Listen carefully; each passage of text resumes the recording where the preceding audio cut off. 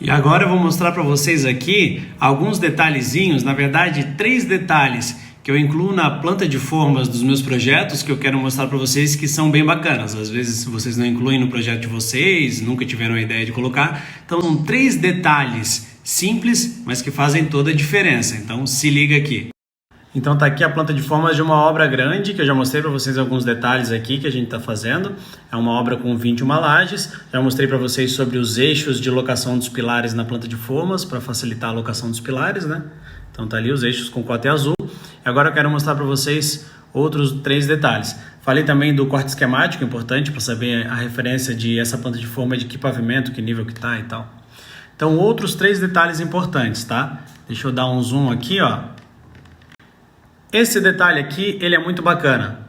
O que acontece? A 6118 permite que em alguns casos sejam feitas aberturas nas vigas sem que seja feita a verificação da abertura. Tem alguns limites, então tem o item lá que fala sobre isso.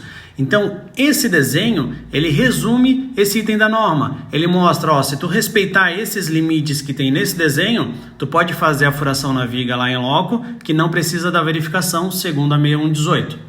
Então o que acontece? O cara esqueceu de compatibilizar algum furo que ficou para trás. Daí depois de construído ele vê, precisava desse furo. Então tu pode ir lá e romper, né, fazer o corte, fazer esse furo, se respeitar esse detalhe, que esse furo não precisa de verificação. É claro que isso é da 6118, tá? Então tem algumas limitações. O furo não pode ser muito grande, tem um afastamento do apoio para não pegar muito esforço cortante, a posição tem que ser de tração, etc. Então é só respeitar aquele detalhezinho ali. Um outro detalhe importante é isso aqui, ó. Eu tenho aqui uma laje maciça, espessura de 10 centímetros, aqui uma maciça com espessura de 8. Essa maciça ela é rebaixada no -5. Aqui tem um desnível, aqui é uma sacada. Então, o que é o detalhe que eu faço? Toda região que tem ou rebaixo ou viga invertida, algum nível diferente, eu faço um corte. Então, temos aqui uma seçãozinha. Daí eu tenho essa seçãozinha 1.1 genérica aqui no meu projeto. Cadê ela? Deixa eu puxar para o lado aqui. Tá aqui, ó. Seção 1 mostra que todo lugar em que eu marquei em planta seção 1, eu tenho um rebaixo. Então aqui é o nível do pavimento e aqui, ó, é a laje com rebaixozinho.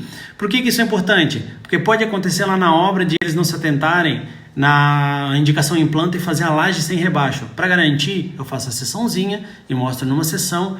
Em todo lugar que está indicada a seção, tem um rebaixo ou elevação, seja o que for.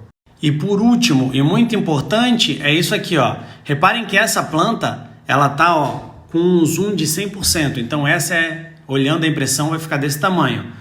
Esse pilar, ele tem variação de seção, 25% reduz para 19%.